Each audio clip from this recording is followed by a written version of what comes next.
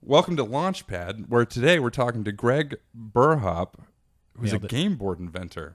And we're going to talk about getting high as shit, hustling for dollar bills, rafting, and last but not least, streaking.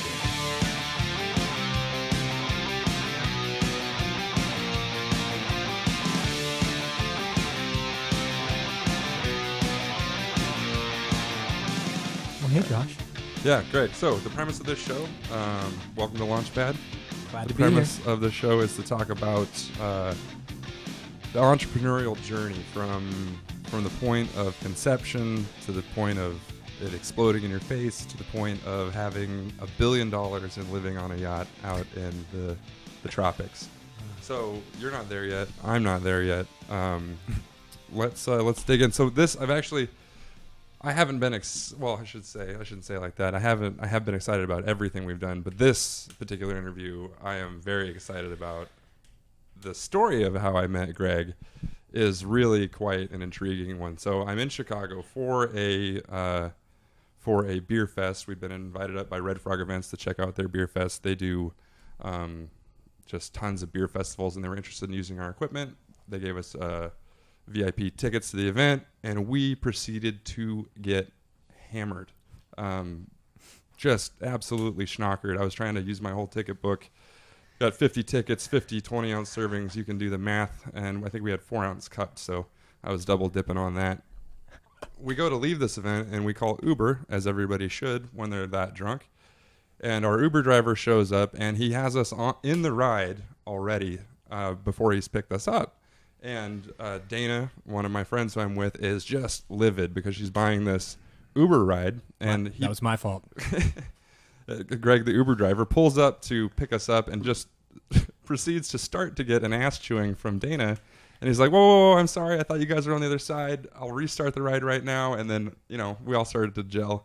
I hop in the back of his Uber, and there's this flyer on the back of the seat. And I'm like, what is this? And he starts to give his pitch, and I'm like, so do you sell these out of the back of your Uber? And he's like, I absolutely do. And I said, is this the reason you drive an Uber? And he said, it absolutely is. So we're talking about it, and we start dorking out on just startups in general and all kinds of stuff. And Dana's bragging on Bottoms Up, and we really start to jive. And of course, I'm drunk enough that he could have been selling tinfoil wrapped cat shit, and I probably would have bought some at the time, but it turned out to be a pretty cool game. Yeah. And I'm like, yeah, I have to have one. Of course I have to have one. So I buy one, and we're looking for the next place. We're like, take us to a cool bar. And he's like, well, I could take you to a cool bar, or I could take you back to my place, wink, wink, and I could teach you how to play this game. I'm like, well, does your place have beer and possibly marijuana? And he said, in fact, it has both. Yeah, so I'm like, okay, done. We're gonna go ahead and go to your place because that sounds like more fun. So we set up this game in his living room. We're playing it, drinking a beer, and he's rolling a joint. And then we go outside and we smoke this joint. Now, I have to go on record here and say I hate joints. I can't stand them. They're the worst thing ever. I'm a super lightweight when it comes to the reefer. And the thing about a joint is that you feel obligated to take another hit of it as it's being passed around the circle until the whole thing is gone, because it would be rude not to. And then you end up really, really stoned. So what happened is I ended up probably the stonedest I've ever been in my entire life. And we're in Chicago. I don't know Chicago very well. I'm with two of my best friends. And it's time. Greg's got to go back on his Uber route and start peddling these games. I did stop the meter at that point. Yeah, he did stop. The meter had been stopped at that point. It's not an airplane situation where it just keeps running. No, absolutely not. So he was nice enough to do that. And he was also nice enough to dump us out at a bar, which I don't remember the name of. I don't remember going in it. I was so fucking high that I couldn't even eat. That's really stoned, friends. That's really stoned. So I couldn't even eat my food. My friends Dana and Warren are eating. I'm hanging out there trying to keep it together. I got lost. I went to the bathroom. I got lost. I ended up in this banquet room. Nice. With people staring at me. Like, what are you doing here? Like, just trying to get my wits about me so I get back to the bar. So it all worked out great. That night ended with me, Dana, and Warren cuddling street food. We found a street food vendor, bought just more street food than 10 people could eat. And You probably were starving at that point. Yeah, I was. At that point, I started to come down a little bit, and I was doing okay. And ended up, I woke up just covered in food wrappers on the couch at the Airbnb we were staying at. But so that's the story of how we met Greg. And I just immediately fell in love with how he came to be staying at my place. That's right. Yeah, I actually made the games by hand for quite a while, and I started kind of trying to outsource some of the pieces so that I didn't have to make them. And Josh was insistent on having one of my handmade games. He was like, "Look, I want the handmade. I don't really care. Yeah, they're beautiful. I don't really care about the ones that have any components that you didn't make. I want the one that you made." And I was like, "Well, we should probably talk," because by that time I had figured out they had were hailing from Indianapolis, and my plan was to be in Indianapolis this very weekend for Gen Con, a board game convention, a big board game convention. And I said, "Tell you what, why don't I just give you one of those nice original, handmade boards if you happen to have a place for me to stay in Indianapolis?" And all three of them were like, "You got it. Carl, you can stay at our place. You can stay at my place." Yeah, we don't know if you're a serial killer. They don't know me. Yeah, but we have already, figured me. out that we're probably kind folks, and there's not going to be a problem. And it wasn't even a question. And so we traded boards. He got a real nice set. That's a gorgeous set. Yeah, no, it's absolutely beautiful. So we traded that for a place to stay. So That's right. He is. So we're bullshitting when he arrives, and I am just jazzed up listening to you talk about all the stuff you're going through. It reminded me of my first probably 2 years of founding Grill On Industries, and I gotta say that your spirit and your attitude towards what you're doing is gonna make you succeed. And if you don't, I will drink to that. I'll drink to that. I hope it. And if you don't succeed at this, you're gonna succeed at something, because with that drive that you have, it's impossible to not. So why don't you tell us a little bit about the game? What is the game that you invented? You're a game inventor. I am. It was an aha moment. The game that was originally invented, Knock Down Bones, was played with dominoes. We were messing around, sitting around a coffee table down in South Carolina, and the game of dominoes digressed into possibly drinking and possibly smoking some more marijuana. Possibly. And we built a big tower out of dominoes. Now, this big tower of dominoes stayed standing for quite a while until the dogs came in, and the dogs knocked half of it over with their tails. Exuberant dogs we had. And we kind of felt like that tower, was a castle. We had built it together, and so we all started destroying it together. We threw whatever we had to destroy the rest of the castle until my friend Sam, who was sitting across from me, said, "Hey, it's over. We do not need to continue to try and knock this down because it's knocked down." And I was like, "Well, wait a second. Look at this domino and look at this domino. There's differences here. This one's not even touching the table. This one's still Yes, clearly. This one's still standing on its edge. We should probably knock those down." We still tried to knock them down, and I was like, "You know what? We got to figure this out, Sam. Just take some dominoes, build something. I'll take some dominoes, I'll build something. And then we'll knock each other down and see who can knock each other down first." And the rules flowed like the river. It was amazing. We had so much fun doing it, coming up with creative weapons, creative ways of knocking each other down. I mean, and your website's name is Knockdown Barns. And now it's Knockdown Barns, because I knew that go the there game and check had it out. legs. There's got videos of it being played. It's really I do. Really even quite some of the fantastic. original ones. Yeah, even some of the original Knockdown Bones videos are linked up there to my YouTube channel. And I needed to make it, making it, of course, was the next step. And so I decided to actually go and get barnwood. Me and my buddies, we went out and we took a couple of barns down outside of Asheville, That's North how you Carolina. do it. You con your friends into doing work. That's right. And they were big time into it. They had barnwood needs as well. They were ready for barnwood for furniture maker. One of the guys just sells it. He's just as a commodity, which it is. Mm-hmm. It's a hot commodity right now, too. So I started making games out of barnwood in my friend Brian Wilcox's basement. We made 6 of them. We made 6 games, pardon me. And I drove from the South up to Illinois with them and just decided that it needed to be what I did. And when did you sell your first game? When did you know that you had something that was saleable? You probably knew that Letitia immediately. Riddle. Shout out to Letitia. She bought my first game. She was willing to pony up. She's got one of the originals. But the ones that I first made, I was actually giving away to the people that were there, that were in the room when I invented it.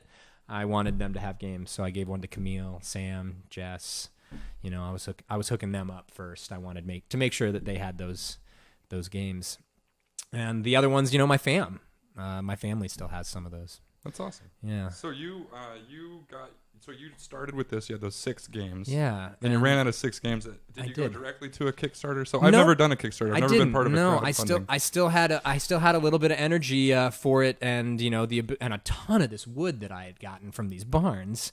So my friend Hobbit Hawes, he's one of the best people on the planet. I'm just not going to make any bones about it. This guy's just wonderful. He lives in Asheville, and he takes it on. He takes it on as a project with me, and we make them together while I'm still down south. But I leave all my equipment, all of my wood with him, and he starts being the manufacturer of knockdown barns. And we make together, because I helped him with the process, about 55 more games after those initial 6.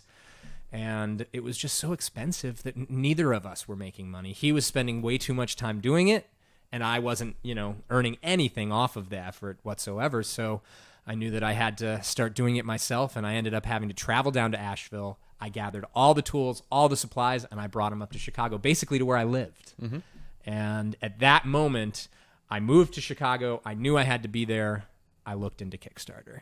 I said, I could use some money. I could use an investment, and Kickstarter was something that was. So no, you're not a Chicago native. I am. I grew up in Evanston, just north of Chicago, but I traversed from Arizona, where I went to school, to Georgia, South Carolina, where I was working as a raft guide for 6 years.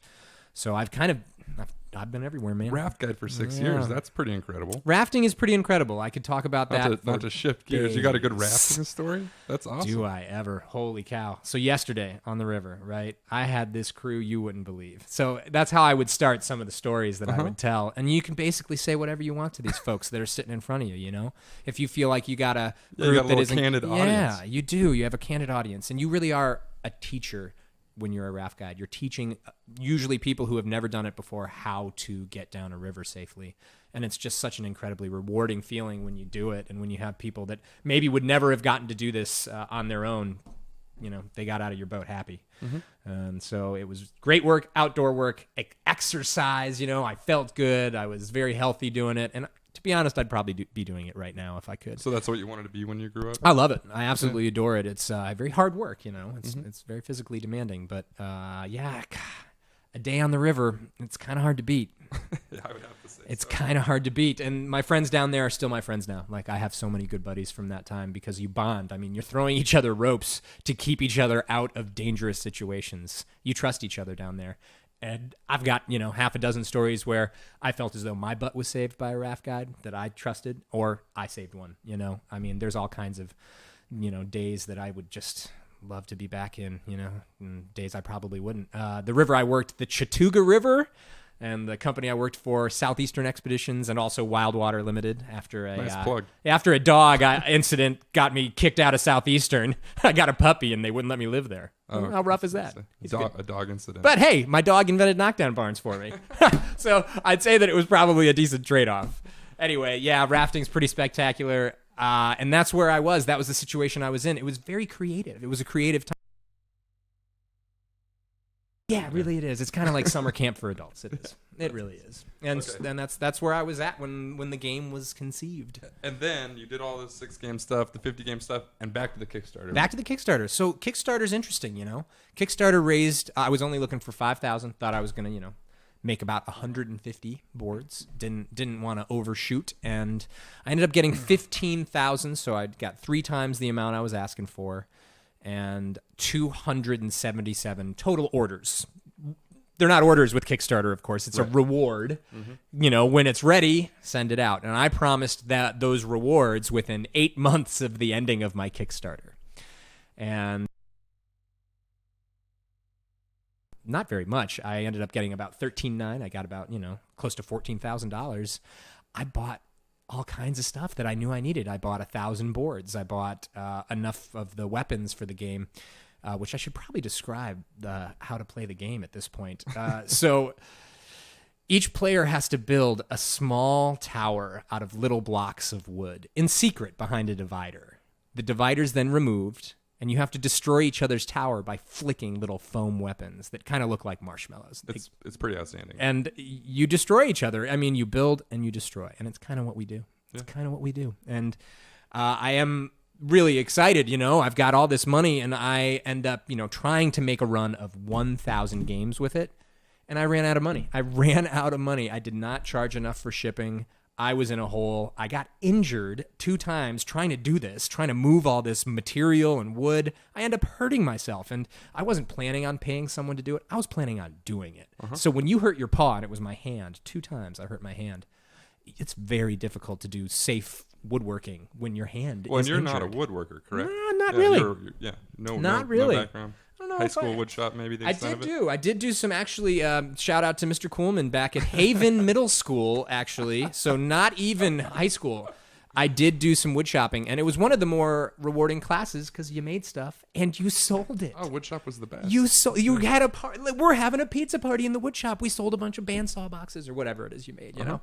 And I definitely we called it the loved sweatshop The for that reason. Yeah.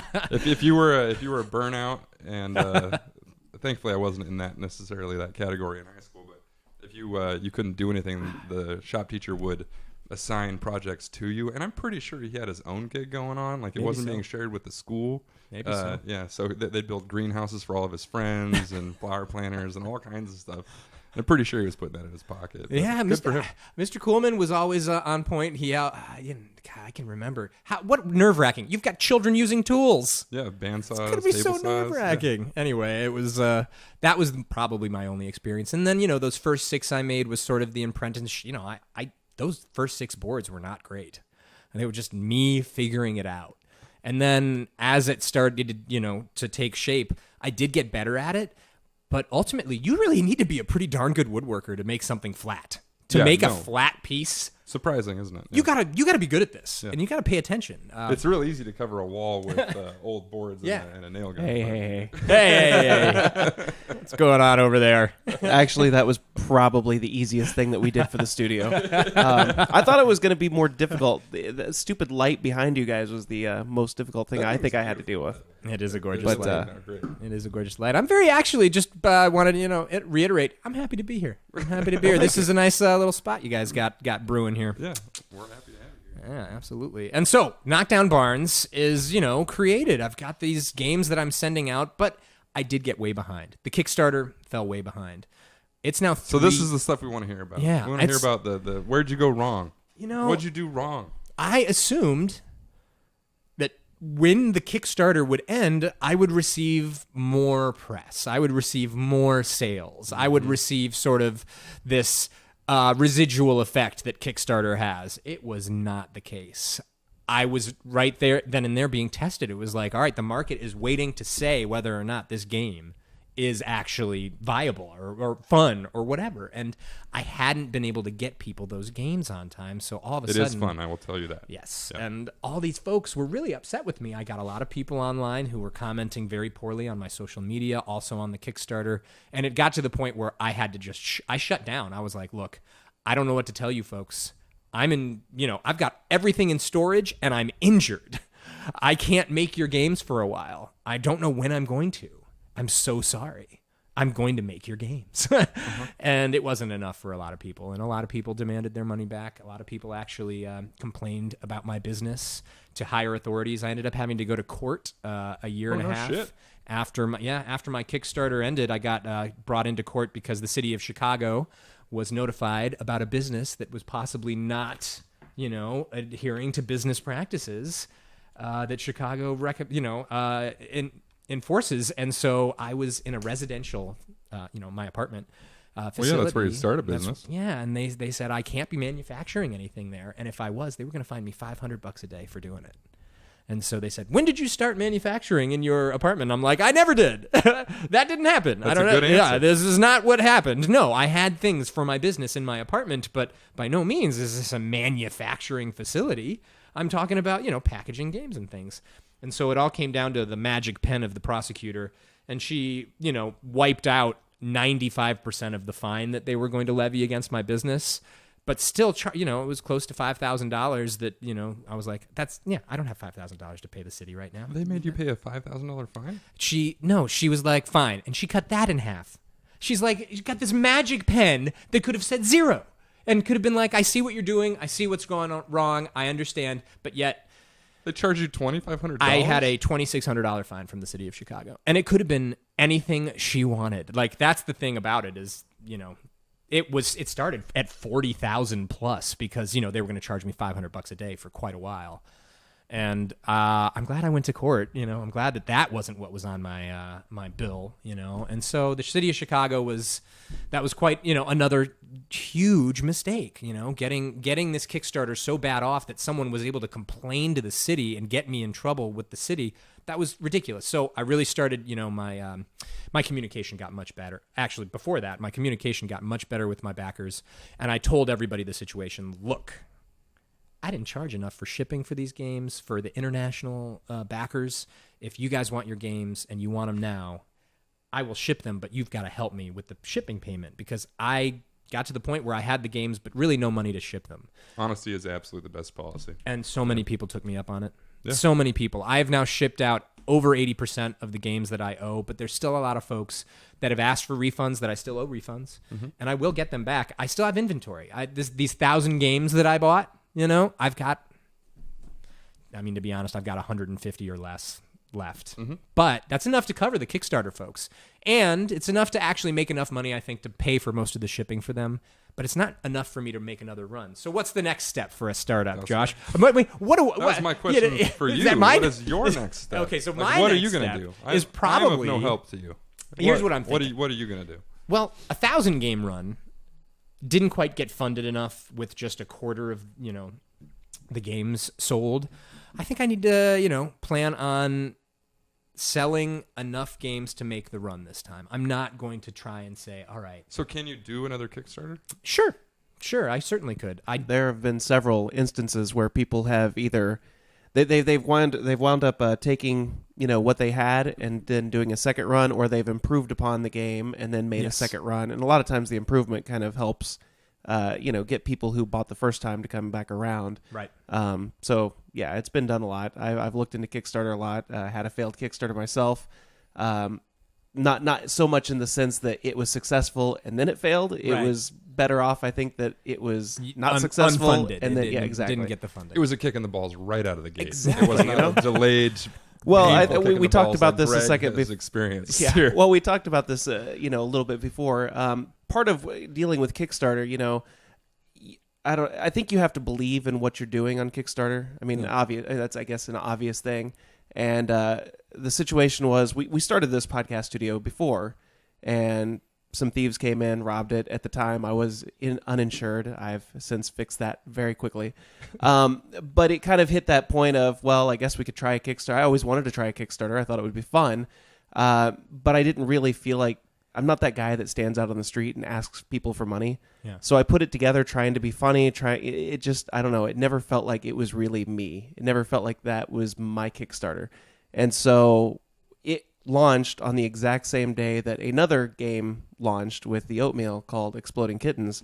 And that was a huge kick in the balls because here I am sitting at $100 of my $6,000 goal on day one.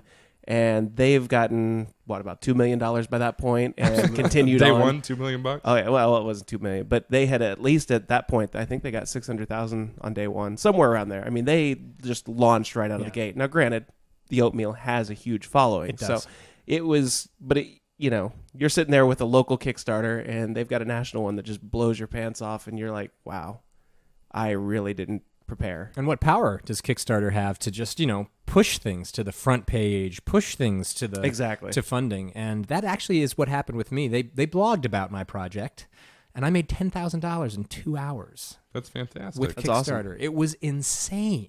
I couldn't believe it. I woke up one morning with a phone full of messages saying backer alert, backer alert, backer alert, backer alert, and I'm like, what is going on?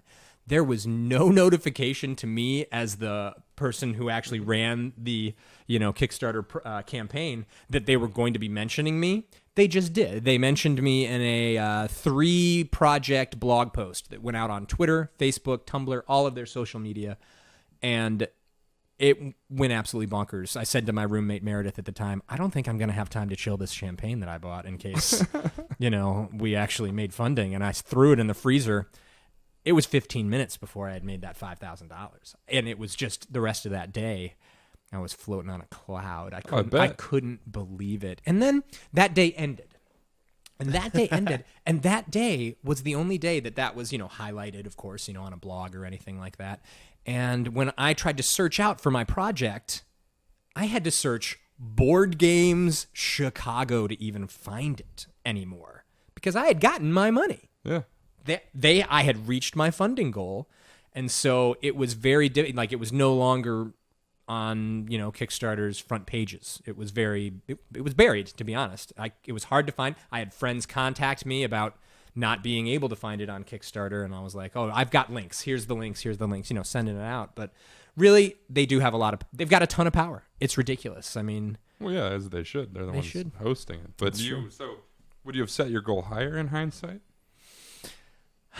Well, in hindsight, I think I probably would have set my goal and then realistically purchased. Instead of going for a 1,000 game run, I had only sold 277. I should have gone for a much more realistic number, like 500. Mm-hmm. And instead of like trying to balloon so quickly, because my demand was right there. That was my demand. Meet it, meet that demand, then have some good press, have some good attitudes coming from the games that people receive, and then go big. And that's next, right? Well, no, it's not. But I would say No, not I yet. would say that if it wasn't for your lofty thinking, you wouldn't have been in this position in the first place. Very so much don't fault yourself too much for thinking that way. Yeah, it was lofty. It was Now lofty. you got to dial Yeah. it back.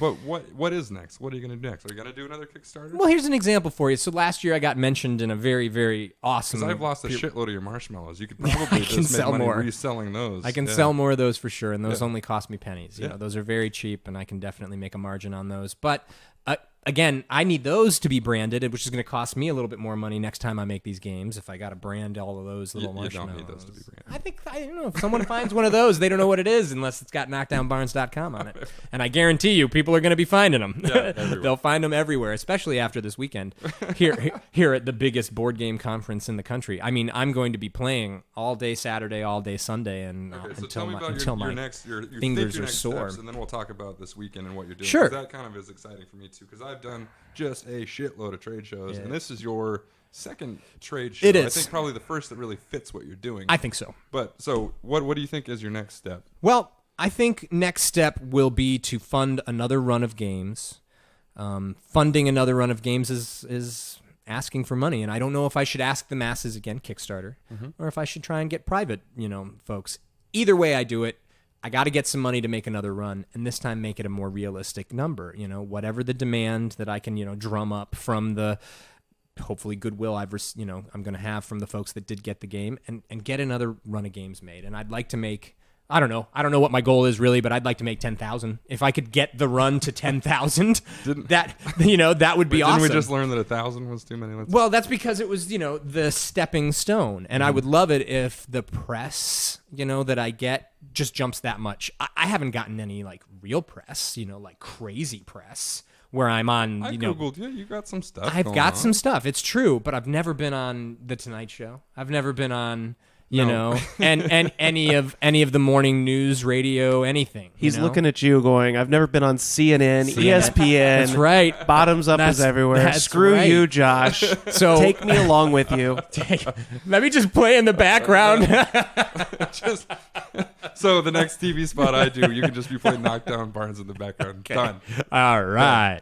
No, I plan on doing all of those things, though. And The Onion is what I was about to mention. So The Onion, the satirical newspaper, they have an AV club that does reviews of games, gifts for the holidays. They mention Knockdown Barnes. They got Knockdown Barnes into their holiday gift guide, and I sold close to 400 games for that holiday season because of that one article in The Onion. So I know that if I get press, it's a roller coaster ride of just all of a sudden people saying, that looks awesome. Well, you can buy press, I guess so, right? You can buy. You can buy.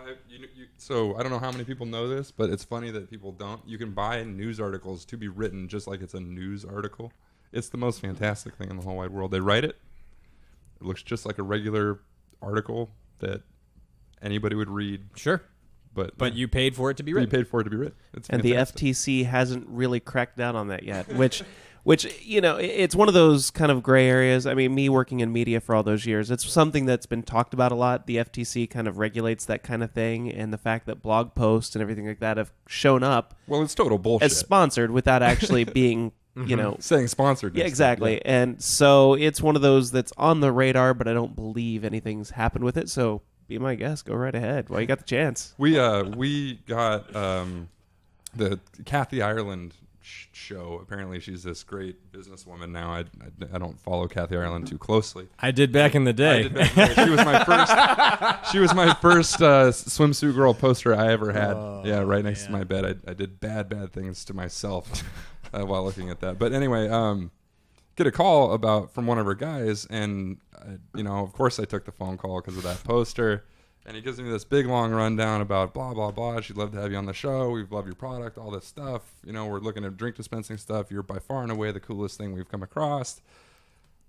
And I'm like, yeah, no, totally, we'll do it. I'll do it. I'll fly out, whatever. And he's like, okay, well, we're gonna have to talk about cost now. I'm like, cost? I'm gonna buy a plane ticket. That's what it's gonna cost me. Yeah. And he's like, well, we got these packages. I mean, it's gonna be about $20,000. I'm like, okay, well, I'm done talking to you. Whoa. So the whole show, you have to buy your spot on the show, and it's presented as they picked you, and you're on their goodwill. We're doing this show completely wrong then. Yeah, we're really Greg. We're gonna need Greg. some We money need money. I was wondering when the other shoe was going to drop. I was. Josh bought your game. Now you got to buy time on this show. It's all good. My stuff's out on the driveway right now. See, and I have Warren back at the house just waiting for a text message. And when it comes to something like that, I'm really surprised somebody hasn't exposed until now that's what kind of happens on the Kathy Ireland show. I mean, was like, total. You just wasted a half hour of my day. Right? Yeah, absolutely. Yeah. You never see Oprah doing that. She just gives shit away. Does she though? We don't know. Well, it's true. For $20,000, I mean, for her to think you're in Chicago, Greg. Does she? Yeah. Well, she gave away cars that one time. I don't know if I think that Oprah's. To be fair, I think Ford gave away the cars. Yeah, exactly. That's fair. That is fair. And I think that in Oprah's case, when she left Chicago, I don't know. I don't know if I trust her at all anymore. Oh, there's a big hole in your soul? A little bit. Oprah was like, she was Chicago's girl. I mean, she was the queen of Chicago. And she, took on OWN. She now owns it. And wow. I know. No, this was a big deal. Harpo's studio just closed. I mean, it's a big, massive, building that used to be filled with all kinds of folks, Oh man, it's like Detroit all of a sudden. It is. Yeah. It is. It's the Oprah the wasteland since Oprah left, and I'd say that that's not true. I think Chicago's actually doing pretty darn well, which is where I am right now, in Chicago. We can tell by the Blackhawks shirt. You're not even supporting your own brand. It's all right. I don't mind supporting. I'll support this brand. This is actually a good buddy of mine, AGP for life. A good friend of mine makes. You're on your Blackhawks. Sixth plug now. I hate to do it. But yeah, no, I got friends. It's great to have friends, and I got to be honest with you. I feel as though, and I hope it's okay. I've been telling people I'm staying with friends because you guys are awesome. Yeah, well, we're friends. It's good. Yeah, this crazy man's living in my house right now. It's great. It's pretty crazy. Woke up this morning. He's making a bagel. I was. They have good dogs there. Yeah. Great dogs. I mean, these girls, they are protecting that house. Yeah, they hated him when he got there. They love him now. So, those are your next steps. We don't know how that's going to work out yet. I guess not. No. And what are you doing now? Okay, Tell me why I was excited in the first place to have you here, because you were telling me about your plans, and I'm like, that's some guerrilla shit. Okay, so at this guy's not paying for a booth. That's right. He's not doing anything. I'm running an event, though. I am part of the conference for real. I'm going to be on Sunday. I'll be in there running a tournament for my board game, and there's people signed up, so I'm running a tournament. Mm-hmm. And beforehand, I'm hyping. I'm getting this tournament hyped up. And so this morning, I was rollerblading around Gen Con in a fencing mask with really bright, hot pink pants on, just basically being seen and talking to anyone that wanted to say something to me and discussing anybody knockdown that barns. is dumb enough to listen to our advice on this show. This is the kind of spirit that will get you somewhere. And I'm dead serious. And it's worked. I mean, I had at one point a fencing mask and rollerblades. There were like 15, 20 people watching us. Yeah, we were doing well with it. And I will be there, kind of trying to make enough people notice, because if enough people notice and enough people are talking about something, that's what it takes. And it takes a lot to stand out in that goofball crowd. When I first moved here, it was this month 4 years ago, and me and my roommate we chased a girl downtown. She's like, "We're going downtown." I'm like, "Well, I'm following that." Yeah. And we ended up at a Steak and Shake downtown, in line with a bunch of stormtroopers and you name it. It was in costume, in line with me, and Brandon and I were looking at each other like, "What is going on here?" Absolutely. It's just an absolute giant swarm of people. Yeah. Standing out. So how do you stand out in a crowd of people standing out? I think you really have. I mean, that's not a character of any sort that you're being. Not at all. It's your own thing. It's my own thing, and folks don't really know what to make of it. It's something that is kind of just out of the corner of my eye. I just noticed something really strange. Really strange. And it's fantastic. And the folks that I talk to, they're amazed. They're amazed that when I actually speak out of that mask, that I can actually, The only thing stranger is if you put a suit on, maybe. Yeah, I do have some of my formal attire. I do have some nice stuff to wear actually on Sunday for the tournament. Because I feel like it is kind of all business at that point, but I may still wear the hot pink pants. I don't know. I don't know what I'll wear. I gotta I'm work gonna vote on hot my pink pants if we're gonna put it to a vote. I'll vote for the hot pink Yeah, pants. absolutely. We'll go for the hot pink pants. Actually, I think you should go the route of, what was it, Golden Casino from the Golden Palace or something. Remember there, several years ago, one of the casinos actually would sponsor streakers. So What? at major events, like they would, all of a sudden, some dude would be running bare ass naked I like across where a this golf is This going. is a course. real thing. I This like was where a this real is going. thing. They'd be running across the golf course wearing with goldenpalace.com emblazoned on their back, or somewhere where the camera might catch it really quick. I'm gonna write a note right now. And- bottoms up streaking. I need some stencils. But I'll have to look it up. But I believe it was goldenpalace.com, and I believe it was they've showed up at baseball games, golf events for the PGA, and it was just funny to see these guys just take off and run, and Yeah. they had the goldenpalace.com on the back. That's amazing. So did the Golden Palace cover all the legal fees? I'm pretty sure that was the whole. I mean, if you're the streaker, would you have signed that? Maybe he was just like, I got $500. Woo! I'm going streaking. Yeah, And then, of course, that his sounds more legal like fees it. come back to $5,000, and and they now knock it down to and now you're a $2,600. It's all good. pedophile and all kinds of stuff. Well, I shouldn't discount what I am doing now, too. I met you through Uber, and Uber has sold me dozens of games. Yeah. Dozens. And so I really shouldn't discount what I am doing now, and that is spreading the word while getting paid to do it. Uber has been fantastic. I'm able to work. It's work, I'm getting people where they need to be, but I do have these ads. I've got these ads in the back of my car. Does Uber have anything, against you peddling goods while you're peddling their goods? I don't think so. I think that there's been stories of jewelry makers before that they have, put up saying, look Brad, what... you need look, a refill? I'm on my third beer. I feel like a drunk. I'm going to stop this halfway. Don't even dare. I think that's not allowed with the... okay. Look at that. You can stop it whenever. Yeah. That's amazing. Anyway, you were saying Uber will not fire you because... Well, I hope they won't fire me because I really enjoy working for them. We've covered...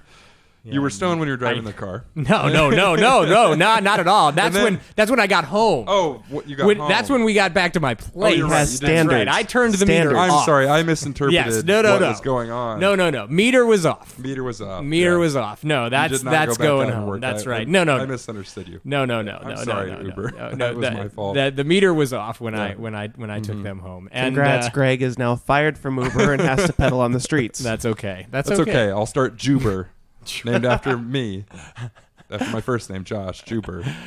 That could be taken a completely wrong way. Wait, I don't know if Juber is $1 million the name idea, needs but work. it may, The name needs work. Maybe Juber is not the best. The best name, And Juber sounds like something a bully would call but somebody. it would. Anyhow, the games out of the back of the car. That's kind of what I'm going to do next. I'm going to continue doing that. Rest of the summer, rest of the fall, and then when it comes Christmas time, guess what? That's when I need to be ready. I mean, it's a very seasonal business I'm in. Board games, it's when people are buying them is basically Christmas. It's basically the holidays. So I need to have the rest of my inventory prepared. And I work at a studio downtown in Chicago at the Bridgeport Art Center. Another plug, Hall Door Woodworking. He'll make you anything. And I share a studio space with him. And I've got it dialed, Josh. I can make these games. I can make, I don't know, like depending on what piece I'm making, I can make 150 games worth of that piece. What's a game cost you to make? Around $23. Yeah, and you sell them For 40. For 40. Yeah. So raw material costs $23. That's got some labor included as well. Raw material cost is less than that. I have, each game's materials is probably closer to about $13. Mm-hmm. So it's about $10 of labor, but that's probably lowballing it, to be honest. Like I don't have a good sense of what the labor should have cost because I was experimenting. Mm-hmm. I was figuring it out, and now I'm very good at it. And honestly, I know the thing about your game that I love is that it's handcrafted. It is. That's what I like about it. And I think, my personal opinion is that you're undercharging for it because I would have paid you $120 for that game. Yeah. But you know how the market is. If you find a price point where more people can buy it, it's better. I agree and disagree. Yeah. Because you'd make a lot more money and make less stuff. It's true. So you're doing less work. You're making more money. It's a fantastic thing. If I were to offer any sort of opinion, I would. Your game also has mass market potential, and it doesn't need to be barnwood in order to be fun to be played. No. So plastic injection molded blocks, the foam things, you've already found them. I mean, I know you want your name branded in them or whatever. Yeah, but that's here nor there. Fine, and then you need a cardboard board. Yeah, something that's going to be cardboard divider that you can fold out, and everything fits and we're talking, neatly in a box. We're talking $5 in parts. Probably. Yeah. With a $20 price point. Yeah, with a little bit of assembly line, putting it together, and so the world can help play. you find those people if you would like. Oh, I have them especially the plastic injection, because if the blocks themselves, because that's one of the biggest bottlenecks of this. I make 52 blocks per game. 52 blocks per game. If I could get those costs down, holy cow! About 20% of our stuff is plastic injection molded. I have a guy that is also a good friend that has a plastic injection molding company. And I will look into that for you next week. Is there environmental concerns with plastic injection molding? Get out. Just get out. Just get out. Don't think about the environment. Yeah, no. It's fine. It's fine. People are going to throw your game away, Greg. Yeah. Yeah. That's probably true. Too fun. It's probably true. Speaking of environment, you told me we have a similar, maybe not similar. You started slinging fish? Yes, this is true. Family business. Yeah, my family owns Burhop's Seafood, a small family seafood market, basically a butcher for seafood in Chicago. So we're fairly unique. We've got fish from both the West Coast and the East Coast and the Great Lakes. Yeah, because you're in the Middle Coast. Right in the middle. And so we've got fish from all over. You can come to Burhop's and buy Lake Superior whitefish. You could also buy a soft shell crab that's coming from Maryland at the Chesapeake Bay, and at the same time get a piece of sockeye salmon that came from all the way in Alaska. And there's just not a lot of seafood places that do that because they're traditionally by one coast or the other, and that's the fish that they're going to use.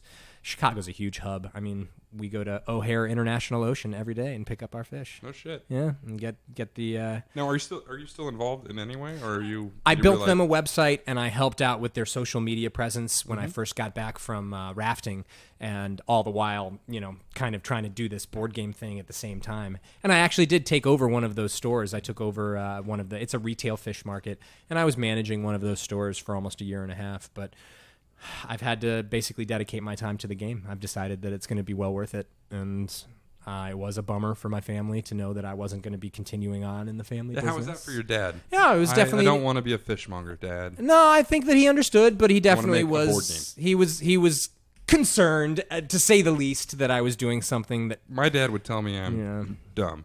Yeah, the stupidest decision ever. I don't know. I don't know if I'd say that he backed me probably 50%. I think he backed me about like a solid 50%. A solid 50%, but not 49. No, because he knew that the business that we could be in, as a family, could also be one of my, could be my choice. But, what do you do with your time? I had to make games. Yeah. I had to make games, and so making those games became a priority, especially because it was coming upon Christmas again, and I knew that I needed to, spend a lot of time in the shop. and I will probably still make these games. You heard it here. I don't know when you hear it, but you heard it here first. Yeah, we don't know when we're going to I'm going to make these games. If you know when games. Gen Con happened and you're hearing this for the first time, that tells you how long That's right. it took me and Brad to get this thing to you. Because We're already a year behind. I mean, of course, it's already on the shelf, and you already We were know drunk all about and, it. now you know I was Knockdown probably Barns. also high. So And you're no longer going to tell your kids about it because you heard about the actual backstory, but that's okay. No, Knockdown Barns will be made by me, the inventor, which is weird. I go to this game That's not conference. weird. There's no game inventors that are making their games. That is not the I case. put cups in bags. You do put, yeah, that's true. Yeah, you put cups in bags. Oh no, I am still having to do this. I'm still having to brand the blocks. I've got so many folks that I want to thank. I've got helpers that have come and sit down and just brand blocks. I got a hot branding iron that's got the Knockdown Barns logo, and I brand every single one of those blocks. And I'm talking about 52,000. When this runs over, that's 52,000 times 7 seconds. That somebody, and usually it's me, has to sit there with a hot branding iron in their hand and brand those blocks. We're not going to be doing that anymore next time. That is such a bottleneck. It's got to be faster. And I know that, to be honest, I know you could help with that because I was just at your facility today and I was blown away. I mean, did he take you through the amount of failures that led to where he's at right now? Yeah, absolutely. Warren gave him the tour. Yeah, I was trying to Warren get was some there. Stuff finished so I could come told me all about it. around here. Showed me that, and machining is something that I think the game is destined for. I know that it needs it, so that I am able to play. I want to play more. I don't want to make. I want to play. You're playing now. I am. I'm having a great time. That's too. part of the whole thing. You're playing now. I am. How I mean, I can't stress that enough to anybody listening to this, is that what you're doing is the fun. So if you're doing this to try to get to the fun, get the fuck over it. That's right. This is the fun right now. This is fun. And you better, if you don't have that attitude, it's not going to work out. And I would have stopped had I gotten the feedback that, this game, it's not fun.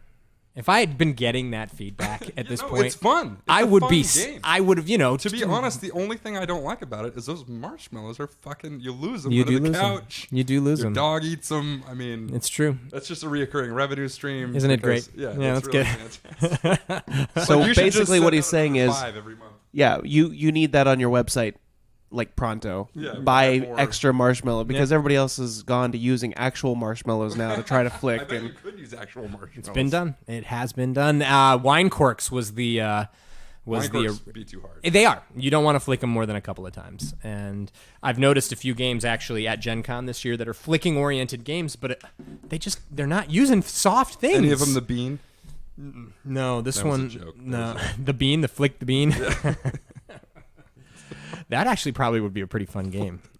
That'd be a fun game. And I've got a new game. By the way, I invented another game recently, and I haven't talked about it publicly. I talked to Josh about it. You told me about it in the basement. I did, but I'm excited about it, and I think it's going to So work. one of the rules of a startup is stay focused. Stay on focused your on product. your product. I know, but I am a game company, and I do have other ones in the Write it works. in a notepad. Forget about it. That's stay right. focused on Stay Knockdown focused. Barns. I will. It involves a lazy Susan. It does. You spin things. You into spin things. Yeah, you gotta use a lazy Susan, and there's other players that are also using You build a prototype and you the come lazy down and we'll Susan. play. No, absolutely.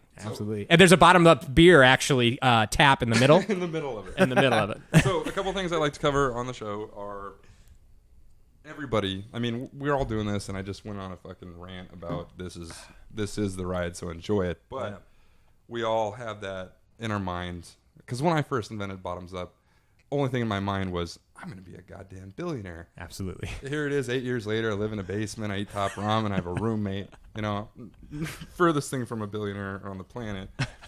And but we still dream of that day where we're going to cash out whatever that is, whatever means that is. What are you going to do then? You're going to go back to rafting? You're going to manage one of your dad's fish stores? I am. What are you gonna do? I'm going to go to rivers. Yeah, I'm going to go to different rivers. I will. What are you going to buy? What's the first thing you're going to buy for yourself? Probably a vessel, I suppose. A vessel would be nice. Something that I could raft in. Something that I could take friends in. Because rafting is what I like doing. I'm not a big kayaker. Even though I like kayaking, it's not as much fun as having a community of people, a family of people in your boat with you. And I really enjoy swimming. I'm a good swimmer. And when you're, kind of in a kayak, you feel So you a get a little bit $10 more million trapped. check and you're going to buy a raft. I'm gonna get a raft. I'm gonna get a raft, and it'll be a 5-hole gang raft. So everybody in the 5-hole gang, we can use it. It's going to be the nicest goddamn. What he didn't say was the raft is going to have a bottoms-up beer dispenser in the middle. That'll have that as well. Gold-plated bottle. That'll have that as well. Well, I'll tell you what. Not only a raft, I probably will have. You're going to buy the river? I'll probably have a couple. I'll probably get a couple rafts because it's nice to be able to run a trip. Running a trip, what these rafting companies that I worked for did, they got the equipment to do it and a permit, of course. I don't know whether or not I'd want to do that route, like actually try and go after a river permit, but it would be kind of interesting. It would be another step. Well, you've already got the experience. I do. Yeah. Yeah, and my friends that, eventually did that exact thing where they were raft guides and then decided, what I want to do? I think I'm going to, go into rafting as a profession. That's what they had to do to make enough money. What a strange sentence. To actually become a raft guide professionally is to actually own a permit and make some actual money. But because rafting doesn't make you a ton. Tip your guides. Yeah, you gotta which tip your camera? guides. Yeah. Tip your guides. Tip your guides. Just look at all of them. Say it 3 times. Maybe you can go over to Brad's. I know. Yeah, just go over to Brad's camera. Tip your guides. So another thing, I read and I read and I read and I read and I read, but I only read for business. Okay. Right? So if you were to recommend a book that has helped you with business, Okay. do you have any? A book that I have read that would help me with business. Well, I'm more of a fantasy reader. I've read mostly It could be fantasy. books. I mean, mean I've been watching Game of Thrones. I've gotten Yeah. some great business ideas from it. I'm not joking. Tolkien. That's true. I'm a huge Tolkien head. The Lord of the Rings books, my mom will attest. I had these 3 softcover Lord of the Rings books that were just like the bindings broken on them. I mean, just tattered. And I read and read and read those books. I loved those books. I thought that was just the cat's pajamas. I was in that world with Frodo and, I would have went bee's knees, but cat's pajamas works. Cat's pajamas, man. Yeah. And it was the book that kind of taught me that it was fun to read. So those books, more than anything, I'd say were influential on me. As for reading now, I can't tell you the last book I read because I've been so busy. I mean, Have you read any business books? I started The Tipping Point. I started reading The Tipping Point, and I'm trying to remember. Do you know the author of The Tipping Point? I don't remember because I don't either but right I now. also started reading. I started reading that I'm book, not finished and I didn't. Yeah, I get it's the hard premise. for me Like to do. it's like there's a point and then it tips. Yeah, and I want that. I want that tip. I want You to want to tip find the over into tipping the downhill, side of things. But right now, You have a ways to go. I got tell a you. ways to How long go. have you been at this? How long have you been doing this? We didn't cover that. 3 years. 3 years. 3 years, but that's I'm saying that at the start of the Kickstarter. I've been doing it for 6 because when we invented, I sat there with these people and we talked about dominoes. It must have been for 2 hours just talking about dominoes falling. We did that. We sat there. That was the research for this game. Yeah. Was just sitting there with dominoes and talking about it. And if I could get back, man, that day, that creativity that was like so alive in that room that day. It was bonkers. It was totally bonkers. And my friends that got to play that silly game that I invented that summer, Knockdown Bones, will all tell you they had a blast playing it. And that's the reason that I'm here today. That's the reason I've still stuck with it, is because of the enthusiasm of just even from the get-go of everyone who plays. It's fun to play. It's fun to build stuff. It's fun to knock stuff down. Both things are fun. I would completely agree. It is fun to destroy things. And on that note, I think we could probably wrap it up. All right, well, let's wrap it up. And I got to say, I am really happy that I did this. This was good. I was a little nervous. I don't know why, but I'm glad that I did. Yeah. Cheers. That's what the beer's for. That is what the beer's for. Half a beer. You drink Salud, half a beer. salud. Absolutely. So we've launched. Now what do we do? Now we land.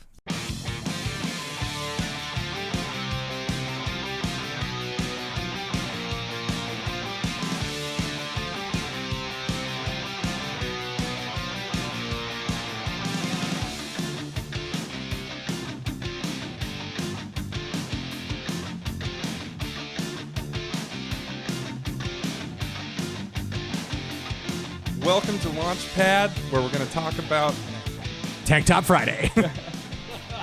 what? It's just a fucking. And I said, yeah, yeah, yeah.